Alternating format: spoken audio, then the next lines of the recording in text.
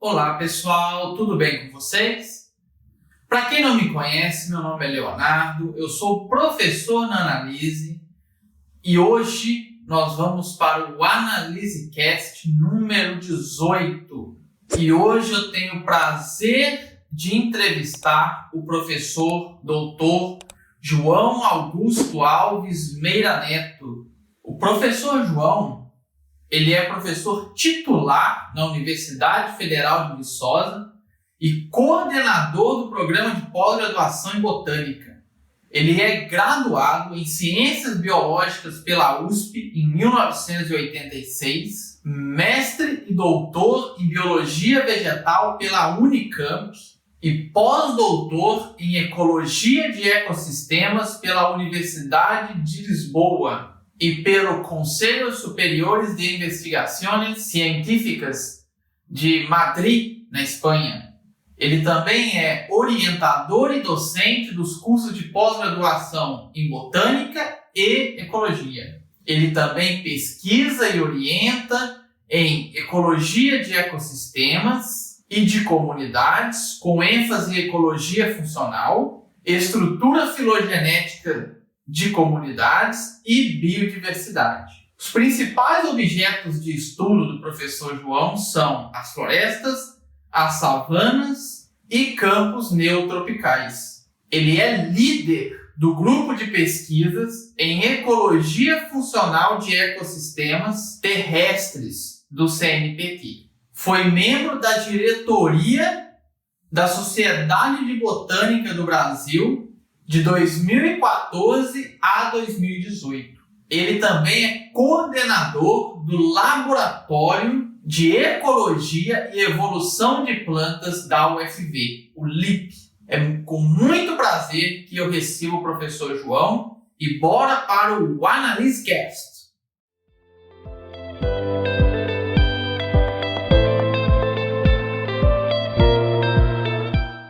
Olá, pessoal. Vamos dar início aqui a mais um AnaliseCast, podcast da Analise.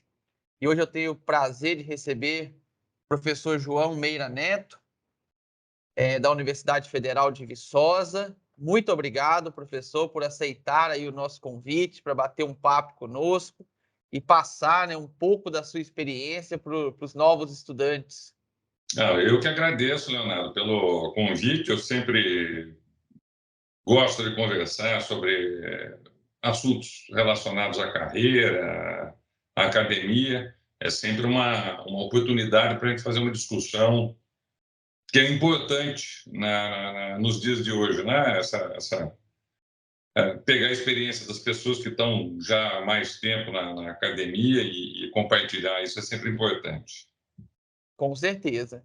E às vezes falta oportunidade, para os alunos, às vezes por falta de tempo mesmo, ou até por vergonha de chegar e bater um papo com um professor que já tem uma experiência maior, né? E o nosso objetivo aqui é realmente esse. Então a gente vai começar, João. Queria que você contasse um pouco para os nossos alunos como que foi, a sua graduação, onde que foi, alguma experiência importante, durante aí o período da sua graduação. Eu fiz Ciências Biológicas na Universidade de São Paulo, no campus de Ribeirão Preto. Eu sou nascido em São Paulo, capital, mas eu cresci em Rio Claro, uma cidade muito parecida do ponto de vista de ser tranquila, muito parecida a Viçosa. Hoje é uma cidade maior, tudo, mas quando eu cresci ela era menorzinha. Mas eu sempre quis muito sair de Rio Claro para estudar. E eu passei, embora haja um bom curso de Ciências Biológicas em Rio Claro, da Unesp, eu passei na USP de Ribeirão Preto e fui cursar Ciências Biológicas lá. Então, o meu curso foi em Ribeirão Preto. Eu tenho uma relação muito de muito carinho com a USP de Ribeirão Preto, com a USP de maneira geral e com o Ribeirão Preto. Bacana, João. E durante essa sua graduação, você já chegou a trabalhar com iniciação científica ou na época não teve oportunidade? Sim, sim. Não, havia oportunidade, sim. O que não havia era bolsas como existem hoje, né? Sim. No meu caso, eu logo nos primeiros anos, eu percebi que eu gostava muito de plantas, e mais especificamente de árvores. Então, um colega meu, que era mais velho, estava mais adiantado no curso, ele fazia um levantamento das árvores do campus da USP de Ribeirão Preto. E eu acompanhava nesse trabalho, e o meu início foi aí. Depois, identificando essas espécies e tomamos gosto. A professora Inês Cordeiro, que hoje está no Instituto de Botânica de São Paulo, ela era professora na USP de Ribeirão Preto na época. Ela é taxonomista, né? E orientou a mim e ao Dr. Luiz Carlos Benassi numa monografia, né? Numa floresta que é Mata Atlântica da região ali, no município de Cajuru. E havia cerradões também, cerrados, e a gente começou a fazer os levantamentos da vegetação ali. E minha iniciação foi essa, embora não fosse bolsista, né? Mas eu tive iniciação científica, sim, e foi muito importante para a minha formação, é porque eu faço hoje. Foi extremamente valiosa a minha iniciação científica. Legal, João. E aí, logo que você terminou a graduação, você já entrou para o mestrado? Ou ficou algum Eu, tempo em outra coisa?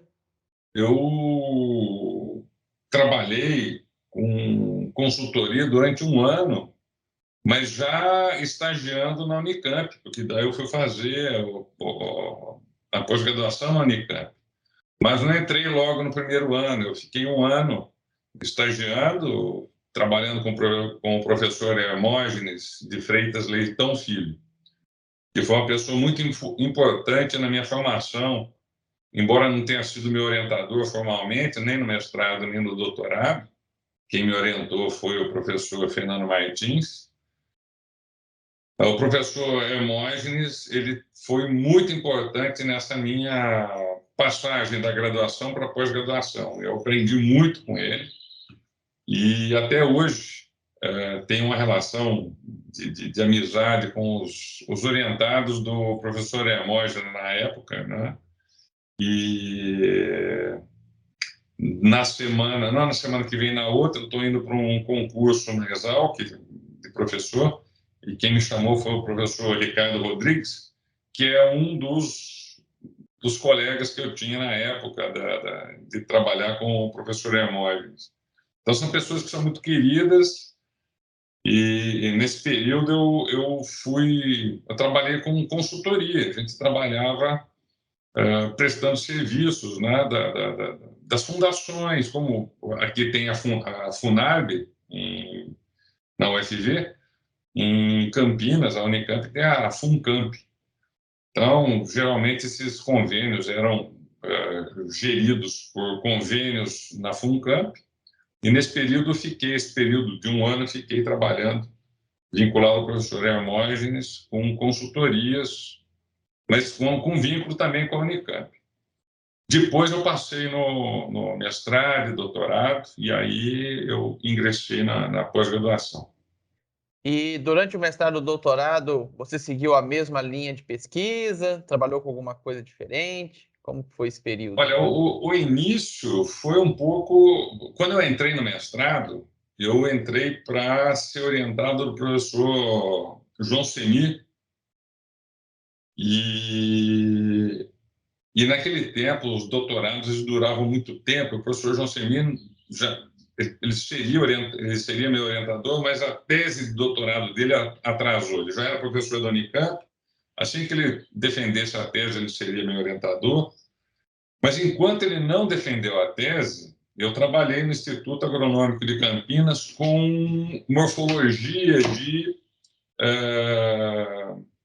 de cromossomos, né? A gente trabalhava com citogenética.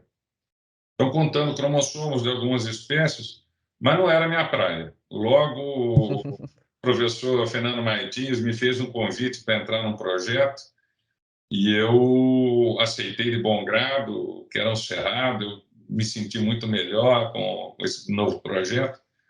E foi muito bom, porque o Cerrado é uma parte importante da minha carreira também. Então, foi no mestrado que eu comecei a trabalhar. Então, num curto períodozinho aí, que eu não trabalhei com vegetação, mas foi coisa de meses. Depois já voltei para a vegetação e trabalho com vegetação até hoje.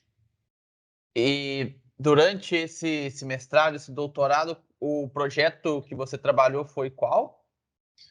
No mestrado, eu fiz o levantamento de uma reserva ecológica de Santa Bárbara, que era do antigo Instituto Florestal. É uma reserva ainda de propriedade do Estado de São Paulo, como o IEF aqui em Minas Gerais.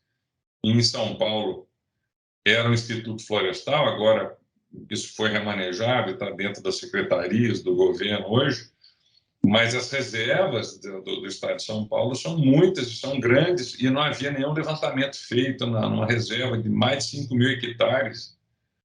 E o meu mestrado foi fazer um levantamento dessa vegetação, tanto de estrutura, fazendo a fitossociologia, como também a lista de espécies. Tá? Foram mais de 300 espécies de cerrado que a gente listou durante o meu mestrado. Tá? Isso foi no mestrado. No doutorado, meu projeto era para a gente fazer um estudo de uma floresta atlântica muito bem preservada, também do Instituto Florestal, também de propriedade do governo do Estado de São Paulo, e na Serra do Mar, sul de São Paulo, a região lá de município de Eldorado, no Vale do Ribeira. Tá? E eu cheguei a escolher a área e a gente fez a proposta do projeto, mas nesse meio tempo eu passei no concurso aqui em Viçosa. E aí eu, assumindo a vaga, ficava inviável fazer o meu doutorado naquele local, que era um acesso difícil. E aqui em Viçosa é longe dessa área. Nós mudamos o projeto. Que também é de acesso difícil, né? Viçosa. Não, mas Viçosa tem eu costumo dizer, eu trabalho muito com trade-off, depois a gente pode falar sobre isso, mas são conflitos que existem na natureza, né? Por exemplo, se você tem uma planta capaz de produzir muitas sementes pequenas, se as sementes fossem maiores, o número ia ser menor, porque a quantidade de recursos para a planta é finita, né? Viçosa tem uma coisa desse tipo também. Existe um conflito que é o seguinte: é difícil chegar aqui, mas é fácil você ficar, né? Então, existe isso. Então, a gente acabou fazendo o projeto para a Mata da Silvicultura, aqui dentro do campus da UFV. Foi um trabalho que foi feito em colaboração com o professor Agostinho Lopes de Souza e orientado pelo professor Fernando Roberto Martins também. E nossas publicações foram das primeiras publicações de estrutura e composição de floresta aqui em Viçosa. Então, já havia alguns trabalhos feitos, mas os nossos trabalhos aqui na região foram pioneiros. Antes de eu defender o meu doutorado, a gente publicou os primeiros trabalhos de estrutura e composição da zona da mata. Não existia nada levantado aqui. Quando eu cheguei, não existia nenhum trabalho publicado, e a gente publicou uma série de 4 artigos na região de Ponte Nova, e depois da minha tese aqui em Viçosa, com a estrutura e composição da Mata Atlântica aqui na Zona da Mata de Minas Gerais. E esses trabalhos foram muito importantes porque hoje a Zona da Mata é uma das regiões melhor conhecidas de vegetação no país. Então, nesse período que eu fui professor aqui, a gente saiu de um desconhecimento quase completo para uma região muito bem estudada. Muito legal, João. E assim, para que os alunos, né, nossos espectadores entendam bem essa parte, eu queria que você falasse um pouco como que é feito esse levantamento, qual a importância dele, né, para essa parte de conservação, preservação, para a região, né, para que, né, aquelas pessoas que têm interesse nessa área, que gostam, já comecem a entender, né, como que é o trabalho nessa área tão importante, né, e tão nobre, assim, principalmente nos dias de hoje, que tanto se fala aí em conservação e desenvolvimento sustentável. Exatamente. Essa importância ela se dá justamente pela biodiversidade, pelos serviços que os ecossistemas dão para os seres humanos. Então, essa é a relevância dos ecossistemas naturais, né? E os trabalhos eram feitos. Hoje eu nem trabalho mais exatamente com isso, mas o começo da minha carreira foi com isso, e pelo menos a primeira metade da minha carreira foi essencialmente trabalhando com estrutura e composição.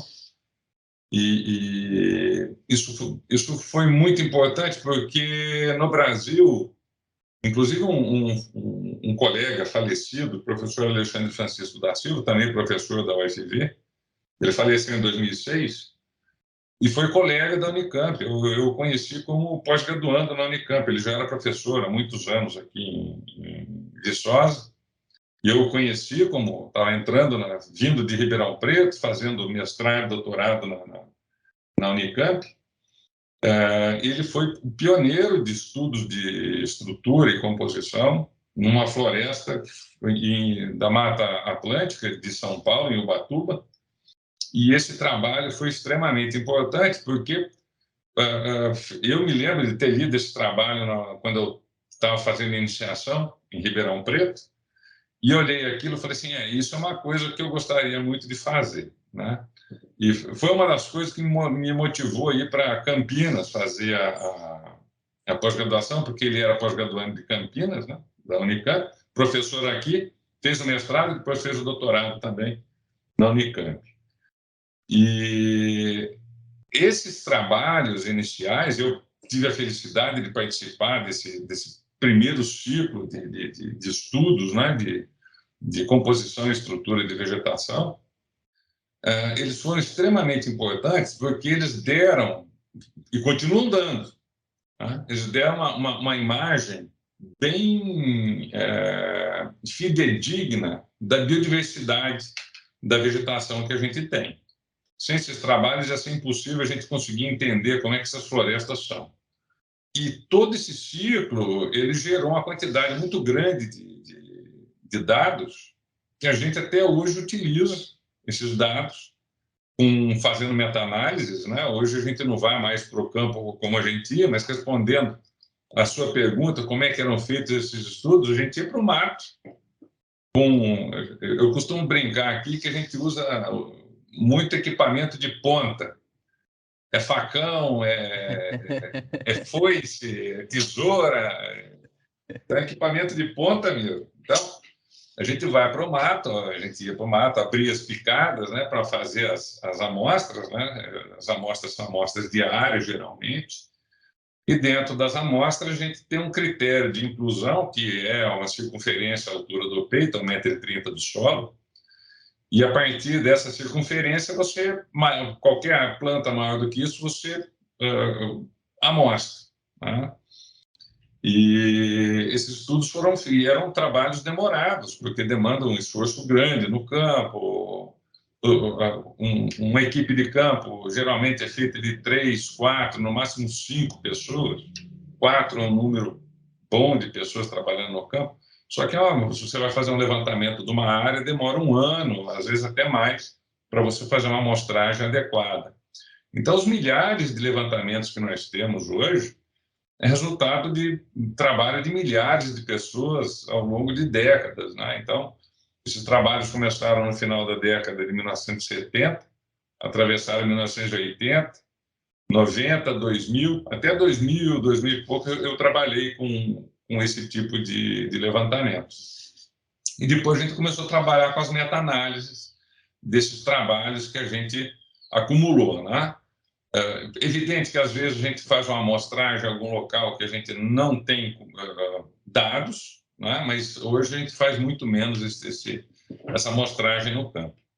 Então, basicamente, é isso. Eu não sei se deu para você compreender o grau de dificuldade disso. Agora, uma parte importante do trabalho era trazer esse material coletado e identificar as plantas, porque são duas partes do trabalho. Uma estrutura, quer dizer, quantas plantas tem, qual o tamanho delas, qual o número de plantas por unidade de área, esse tipo de coisa. O outro trabalho é você identificar essas plantas, ter o trabalho de identificação de quais espécies são aquelas que estão presentes num determinado local, para você saber o que é, afinal, né? Então, depois, um trabalho extenso de identificação desse material, usando herbário. Hoje, com a internet, com herbários virtuais, esse trabalho ele ficou muito facilitado, mas ainda assim ele é muito pesado. Mesmo facilitado, muito facilitado, ele ainda é muito pesado. Então, quem trabalha com esse tipo de levantamento hoje tem algumas facilidades, mas o essencial do trabalho ainda é pesado, né? Não, muito bacana, João. E igual você falou, né? Hoje em dia já não se vai tanto para o campo, utiliza-se muito as meta-análises, né, para fazer toda a parte aí dos levantamentos. Mas é legal quem é novo, né? Quem está iniciando a carreira entender da onde que veio, por que que hoje dá para fazer meta-análise, né? E só é possível fazer isso porque já tem um histórico, um banco de dados que vocês começaram, igual você falou, aí na década de 70, né? Criar todo esse banco, né, nos ecossistemas brasileiros. Então, e eu consigo imaginar um pouco desse trabalho, porque eu venho de zona rural, então eu imagino assim, tendo que entrar numa mata fechada para identificar, não deve ser uma coisa fácil, não. Não, não é Não se... fácil, não. Não é fácil, mas é muito prazeroso. Sim. Eu tenho um colaborador, essas coisas são engraçadas porque dá a dimensão da complexidade que é a vegetação brasileira. Tem um colaborador, que é o professor Marcos Gastauer, ele é orientador do programa de pós-graduação em botânica aqui da UFV. Ele fez doutorado comigo aqui na UFV, mas quando ele veio fazer um estágio sanduíche comigo, ele veio da Alemanha fazer um estágio sanduíche comigo, e a gente começou a fazer, ele tinha a proposta de fazer um estudo de uma pequena paisagem, e ele conheceu a Mata Atlântica, aqui da região de Viçosa. E ele ficou intrigado como é que a gente tinha tantas espécies, né? E depois, a gente conhecendo diferentes florestas, ele ficou intrigado também, porque além da gente ter muitas espécies num local, em outro local a gente tinha muitas espécies também, e daquelas espécies, muitas eram diferentes nos dois locais, uma floresta próxima da outra, que é o que a gente chama de diversidade alfa, né? Que é muito alta num local, diversidade muito alta em outro local, e uma razão de troca muito grande entre as diversidades, que é o que a gente chama de diversidade beta, né? Ele queria saber por que a diversidade alfa e beta eram tão grandes aqui. Eu tive que introduzir a parte teórica de ecologia, de comunidades, né? Que ele não tinha isso na formação dele, ele era agrônomo, né? Os biólogos também não têm, isso vem só na pós-graduação, de área de ecologia mesmo. E aí, embora o ecólogo tenha uma ecologia mais pesada, mais puxada, não entra nesse nível, né? Daí eu passei algumas teorias que explicam, né, a diversidade nos trópicos, e ele ficou encantado, acabou mudando o doutorado dele da Alemanha para o Brasil, fez o doutorado aqui no PPG-BOT da UFV, e hoje é pesquisador do Instituto Tecnológico Vale, em Belém, é um orientador nosso aqui também no PPG-BOT, portanto, é orientador da UFV, né? E justamente porque a gente conseguiu fazer todo esse trabalho inicial de levantar as florestas, de ter essa informação na mão, para a gente poder fazer trabalhos em nível teórico hoje. A gente trabalha muito com teoria, né? Mas com essa base que a gente mesmo criou. Então, na minha carreira aqui, é aquela carreira de quem bate o escanteio e corre para cabecear, né? A gente fez o trabalho lá atrás dos levantamentos, né? E hoje a gente utiliza essa base de dados que foi formada, não só nossa, de muita gente, para fazer os estudos que a gente faz hoje. Bom, e agora vamos entender então um pouco aí, né, a sua carreira como professor, né? Quando você já até comentou, né, que durante o doutorado você já passou no concurso aí para a UFV e já começou. Então, eu queria que você contasse um pouco, né, dessa carreira, os principais projetos que você trabalhou, que vem trabalhando, né, as disciplinas que você é responsável. Ó, eu passei num concurso em 1991, aqui em Viçosa, fui contratado em janeiro de 92. Portanto, eu fiz 30 anos agora, em janeiro de 2022, fiz 30 anos de UFV. Então, eu sou o que é possível dizer, eu sou um professor velho já da UFV, né? Experiente, né? Experiente. Muita bagagem aí para passar para os mais novos. E quando eu passei aqui, como eu disse, a gente tinha essa linha de pesquisa, que eram os levantamentos, e a Zona da Mata era uma região que tinha uma carência grande dessa informação. O professor Alexandre foi pioneiro nessa área, ele já tinha alguns estudos, mas as coisas não estavam publicadas ainda. Aí a gente deu uma alavancada, e esse grupo que foi formado aqui, a gente conseguiu publicar muita coisa. Mas eu vim para cá para dar aula de sistemática, eu passei numa vaga de sistemática. Então, dei aula de sistemática de espermatófitos, a BV 230 aqui da UFV, durante muitos anos. Quando a pós-graduação em botânica foi criada no DBV, no Departamento de Biologia Vegetal, do qual eu sou professor, a minha área, que é uma área ecológica, ela era uma área importante dentro da proposta do programa. Então, o professor Alexandre, que é um professor mais antigo, ele ficou com a parte dos estudos, né, de estrutura e composição, dando essas disciplinas voltadas. A disciplina de fitossociologia era ele que dava, e também a disciplina de fitogeografia. E a professora Aristel Alves Azevedo, ela pediu, como coordenadora do curso de pós-graduação, que eu oferecesse uma disciplina de campo no Cerrado, que é uma disciplina que de uma carência muito grande no UFV, porque o Cerrado é a maior fronteira agrícola e uma universidade agrícola, não tinha não tinha lastro de conhecimento ecológico no Cerrado. E como eu tinha o meu mestrado no Cerrado, ela pediu que eu fizesse uma proposta de disciplina de campo, que é a disciplina que eu ofereço desde 1999, portanto, há 22 anos, já 23 anos indo para esse ano.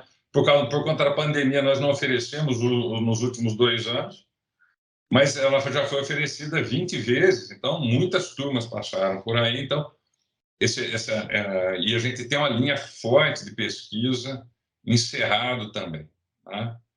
Recentemente saiu um trabalho dizendo quem foram os principais pesquisadores de estrutura e composição do Cerrado.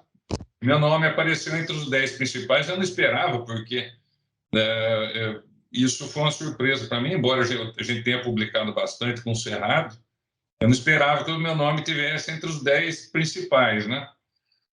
Porque o meu foco sempre foi a Mata Atlântica, né? A gente sempre teve uma presença muito forte aqui, mas por conta da minha disciplina e dos projetos que a gente acabou participando, realmente isso teve um impulso grande na minha carreira. E com o tempo, a gente foi percebendo que conhecer só a estrutura e composição era muito pouco, e a gente começou a partir mais para os estudos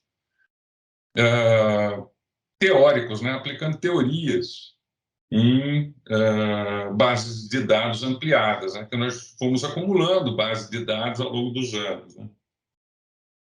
E hoje a gente trabalha muito com isso. Então, se a gente for falar todas as coisas que a gente faz, vai ficar um pouco enfadonho, mas a gente estuda muito como as plantas elas são aparentadas numa comunidade, o quanto esse parentesco resulta em funcionamento parecido e como isso resulta num conjunto funcionando de uma determinada maneira. Então, só para dar um exemplo, né, a gente tem projetos que estão em andamento na Cordilheira dos Andes. Tem um doutorando que está lá no campo hoje. Ele mandou para mim os resultados da primeira análise essa semana do trabalho dele. A gente vê que, conforme vai subindo na cordilheira, está trabalhando com páramos, os páramos, conforme a altitude aumenta o parentesco das plantas que estão lá em cima. Elas ficam mais próximas, mais aparentadas. Isso porque há linhagens que são mais adaptadas às condições de frio, né? E as condições mais duras, né, do ambiente. Porque tem o solo mais raso, tem menos nutrientes, tem mais gelo, tem maior variação de temperatura. Então, são algumas linhagens que têm essa maior capacidade de sobreviver lá. Então, isso tudo é medido em distância filogenética em milhões de anos, né? Isso é um grande parceiro disso, esse colaborador que fez doutorado comigo, o Marcos Gastala. Então, a gente trabalha muito com essa parte funcional e filogenética. Essa é uma do tipo de análise que a gente faz. Isso permite a gente fazer inferências a respeito de aquecimento global, por exemplo, né? Se essas linhagens mais adaptadas ao frio, com aquecimento global, elas começam a ter uma zonação na montanha que vai diminuindo, porque a altura da montanha é fixa. E a faixa de temperatura ela vai se estreitando lá em cima, né? Até que ela vai ser excluída ali. Então, tem essas questões de conservação, tem as questões de fragmentação da paisagem também, que a gente tem estudado bem. São os objetos de estudo que a gente tem feito. Tudo com foco em conservação e mudanças globais, né? Não só mudanças climáticas, mas mudanças globais, que são vários aspectos, né? De impacto humano, fragmentação, uso de recursos. Não é só o aquecimento global que causa alterações, né? Mas o conjunto todo está nesse ponto hoje, né? Você citou uma parte legal, assim, que no melhoramento, né, na minha área também a gente trabalha muito com essa questão de parentesco. E como hoje na ecologia vocês fazem, né, na prática mesmo esse parentesco? É, alguma coleta de DNA das plantas ou Sim, como que isso é feito? sim. Existe um grupo muito grande, organizado por sistematas no mundo todo, que é chamado de Angiosperm Phylogeny Group, APG. E o APG ele publica, de tempos em tempos, uma árvore filogenética atualizada. E a gente utiliza essa base de dados como hipótese, tá? Na verdade, a gente usa como uma premissa, não é nem como hipótese. A árvore filogenética ela é hipotética porque toda a filogenia é uma hipótese, né? Com base em dados moleculares, com tudo. A gente infere e considera esse parentesco verdadeiro. Então, o que a gente faz? A gente pega essa árvore filogenética, pega a comunidade que nós estamos estudando, a gente joga em cima dessa árvore filogenética, os ramos filogenéticos que estão representados na comunidade, eles permanecem, a gente faz uma árvore filogenética da comunidade a partir disso, e aí a gente começa a comparar árvores filogenéticas de uma comunidade com árvores filogenéticas de outra comunidade.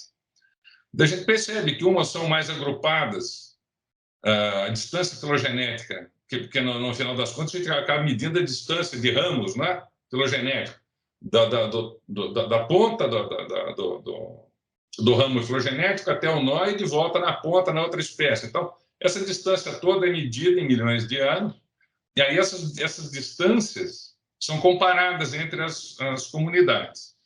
E a gente tem situações em que esse maior ou menor parentesco refletem também um funcionamento mais próximo das espécies que são mais aparentadas, né?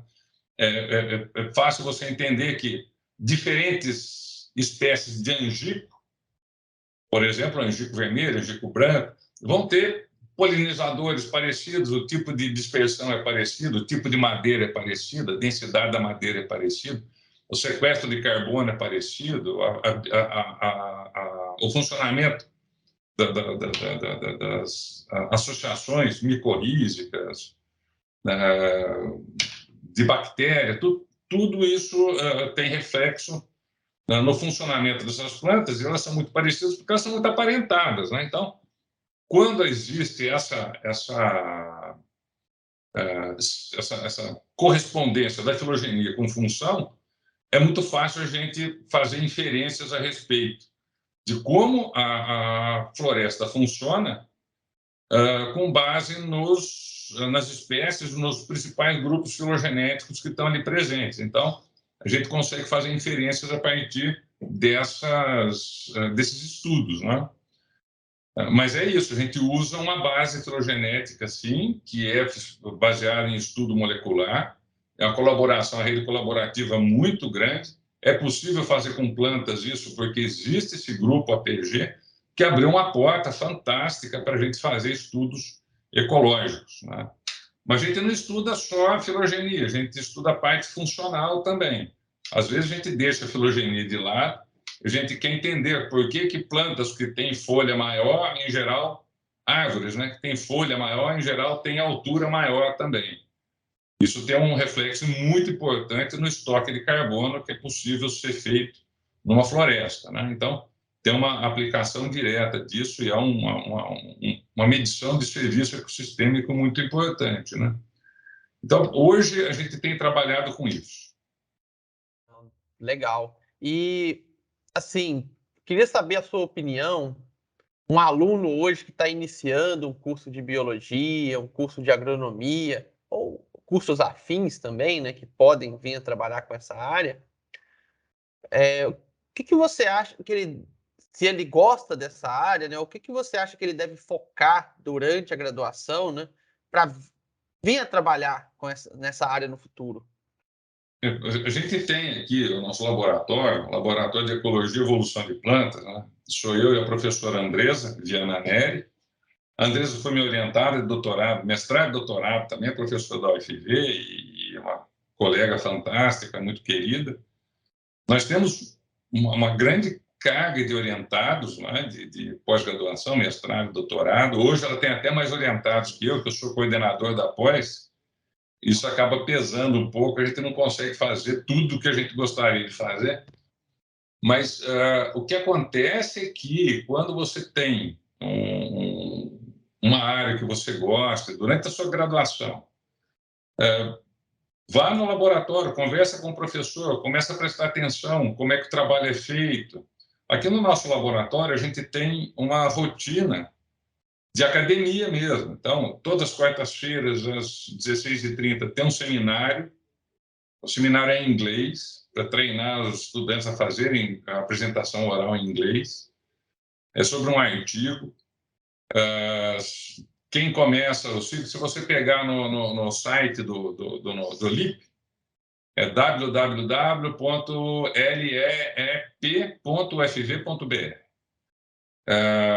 Você vai ver lá em notícias que nós temos uma escala de seminários e a gente começa pelos professores, depois passa para os pós-docs, os doutorandos, os mestrandos, e depois quem está fazendo a iniciação científica também faz a apresentação de trabalhos em inglês, escolhe um artigo e faz a apresentação dele, que é de sua preferência, que é do que você gosta de fazer. E na iniciação, os estudantes eles acompanham os projetos que são os projetos mais ativos do laboratório. Isso introduz a iniciação científica, né? Introduz os estudantes às pesquisas que a gente tem, né? E aí, com o tempo, eles vão entrando na academia. É assim que funciona, né? Vai entrando, quanto mais cedo entrar, melhor. Então, procurar os professores que trabalham com determinada área, conversar com os colegas para ver como é que é o trabalho, se é assim mesmo, e com o tempo os estudantes eles vão se encaixando, né? É assim que funciona e é assim tem que ser, né? O nosso laboratório tem portas abertas o tempo todo. Eu não tenho esse negócio de horário para receber. Bateu na porta, se eu posso receber, eu recebo na hora. Se eu não posso, por exemplo, agora que eu tranquei minha porta ali, a hora que eu terminar a entrevista, eu abro a porta e começo a receber o pessoal de novo. Então, é assim, não pode ter medo, né? Que não tem bicho de sete cabeças, não. Eu acho que é bem isso, né? O aluno de graduação precisa perder esse medo de achar que não pode conversar com o professor, né? Essas coisas, e realmente procurar e interagir, né? Com o professor, com também os pós-doc, os doutorandos, né? Bom, e agora eu faço a mesma pergunta, mas para o grupo que está mais avançado, né? Que o grupo que está aí entrando no mestrado, às vezes até já entrando no doutorado e quer, né, se tornar um professor universitário ou às vezes até ir trabalhar em algum órgão do governo ligado a essa parte de conservação. O que você acha que ele deve focar, né, durante esse período de mestrado, doutorado, que é um período parece longo, mas a gente sabe que não é, acaba passando muito rápido. O que você acha que são os principais pontos hoje, né, para ele ser um profissional de sucesso nessa área? Se nós contarmos 2 anos do Cerrado do mestrado e 4 anos do doutorado, 6 anos é uma quantidade de anos razoável. Mas passa rápido, como você disse. O foco, para quem está no mestrado e no doutorado, é trabalhar consistentemente, porque essa nossa profissão, Leonardo, é uma profissão, eu sempre costumo dizer que não é uma corrida de 100 metros, é uma maratona, né? Então, não adianta sair correndo e que você vai, logo no começo da carreira, você começa a produzir horrores e começa... Chega uma hora que você perde o fôlego, você não consegue mais fazer nada. Mas tem um período, tem uns 10 primeiros anos da carreira, e quando você está na pós-graduação, no início da sua carreira, que você tem que focar muito no seu currículo e nas suas capacidades de dar aula. É muito importante. Por isso que a gente tem o nosso seminário aqui, as disciplinas que eu dou são disciplinas que os estudantes apresentam aos seminários. É muito importante saber dar aula e é muito importante você dar aula em inglês, porque na hora do concurso, a hora que você vai fazer uma aula e você vai dar uma aula complicada, mas é em português, você já fez aquilo numa situação de estresse maior, porque você está falando uma língua diferente, então faz com que você tenha um desempenho num nível de estresse menor. Então, você vai se treinando para situações de concurso. É isso que você tem que fazer. E tem que estudar para o concurso, e mais importante que tudo, tem que fazer os concursos. Apareceu concurso, faz concurso. Tem períodos mais difíceis, né? Tem períodos de vacas magras, existem períodos de vacas gordas. Eu me formei quando o Brasil estava quebrado com o Plano Sarney. Quer dizer, eu não me formei na graduação numa situação muito, muito ruim.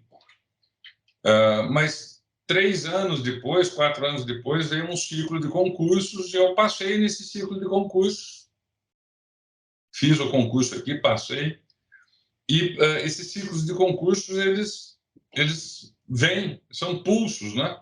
Vai haver uma onda de aposentadorias agora na UFV, já houve um tempo atrás, vai haver uma outra onda de aposentadorias, isso faz com que sejam abertos concursos. Então, nesses momentos, se você tiver com o seu currículo bem ajustado, se você tiver com a sua capacidade de dar aulas bem ajustada. E não é só concurso, não, você dá aula, porque muita gente é reprovada na aula, né? A maior parte das reprovações é por conta da aula, né? As pessoas não se dão muito conta disso, mas apresentar uma boa aula no concurso é extremamente importante. Então, é isso, foco na sua formação, seja um bom estudante, seja um bom mestrando, doutorando, publique seus artigos, faça seu currículo e treine dar seminários, dar aula, né? Que isso é muito importante. E aí você vai, fatalmente, uma hora você passa, né? Aconteceu comigo, aconteceu com a minha esposa também veio da Unicamp para cá, quando eu passei, ela veio comigo, ela fez o concurso aqui, passou no concurso, é professora também na biologia vegetal, portanto, a gente tem que persistir, é aquele negócio, é uma maratona, você tem que ter resistência, você tem que ter consistência, e você tem que persistir, né? E é uma carreira que vale a pena, eu gosto, né? Tem gente que não gosta, tem gente que... Embora a gente não tenha muitos professores que tenham pedido demissão, que eu conheça aqui na UFV, eu conheço alguns que pediram demissão e foram embora. Alguns, inclusive amigos. Mas é uma proporção pequena. Também porque quem passa no concurso de professor já está de cabeça nessa carreira e está seguindo. Eu gosto, tem as suas dificuldades, é uma carreira que não é fácil, é difícil, é competitiva, envolve uma crítica pesada, né? Envolve momentos em que você tem que se doar mais do que qualquer coisa naquele momento da sua vida, você está focado na sua carreira, na universidade, na academia. Isso acontece, mas é uma carreira que tem, eu gosto e eu acho que vale a pena, tá? Então, persistir, tocar para frente e ter otimismo, tá? E sendo otimista, você tem persistência, você tem consistência, você vai. A gente tem um bom histórico no nosso laboratório de que raros são os casos de egressos aqui que não estão empregados, não estão trabalhando na área que foram formados. É bem raro isso mesmo. Quase todos estão. Legal, João. E, assim, só adicionando, né, o que você disse, às vezes épocas de poucos recursos também, né, difícil aprovação de projeto, que acontece também, né, de épocas em Acontece. épocas, né? Mas essa dificuldade também, ela existe em qualquer carreira, né? Não tem jeito. Para onde você for, algum tipo de dificuldade você vai ter. Quando eu comecei, não tinha, quase não existia financiamento de projetos. Era muito pouco, quase não existia bolsa de iniciação científica. Você veja, eu estava na USP fazendo iniciação científica sem bolsa nenhuma. De todos os meus colegas, só uma tinha bolsa de iniciação científica. Os outros nenhum tinha. Então, isso mudou ao longo dos anos. A gente tem a perspectiva, o país se desenvolveu, a academia se desenvolveu, as condições são melhores de trabalho. Às vezes, quando dá uma encolhida, que isso dá uma endurecida, fica um ar de pessimismo. Mas eu me lembro como é que era lá atrás. Nós estamos muito à frente daquela situação e hoje a situação permite com que o estudante ele seja mais persistente, persiga um pouco mais a carreira, né? Fica um pouquinho mais de tempo para entrar, porque a competição é grande também, a gente acaba entrando um pouquinho mais tarde na carreira, 2 anos ou 3 anos mais tarde do que... Eu entrei com 28 na universidade, mas hoje o pessoal está entrando aí com 30, 31, 32, né? Mas é assim mesmo, tá? Endureceu, ficou um pouco mais competitivo, mas o pessoal está entrando, tá fazendo concurso e está conseguindo. Nós já estamos chegando no fim, João, do nosso bate-papo. O tempo passa rapidinho, né? Eu sei que você tem muita coisa para contar, a gente poderia ficar aqui horas, né, conversando. E é um assunto, como eu disse, muito importante hoje, né? Porque hoje o mundo fala mais sobre essa questão de conservação, e tem que falar mesmo, né? Porque é importantíssimo.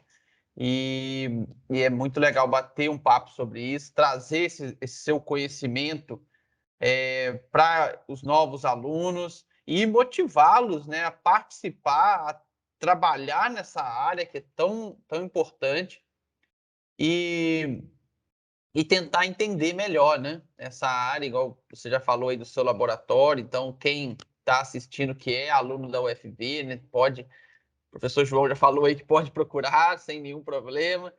Quem não é, talvez em algum momento quer ir na UFV também, conhecer como é o trabalho, né? Sim, portas abertas, né? E como você disse, é uma área que é estratégica, porque hoje a gente tem uma atuação muito, não focada, mas muito ligada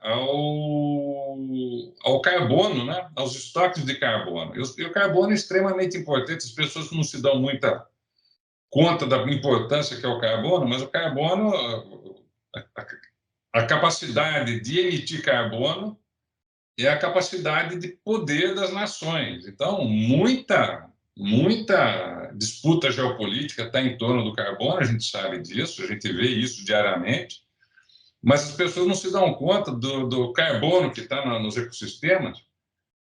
Ele é o que permite que as grandes nações, as nações ricas, ou nós mesmos, emitamos carbono para emitir poder, porque é poder de ir de um lugar para o outro, mas é poder naval, é poder de forças aéreas, marinhas,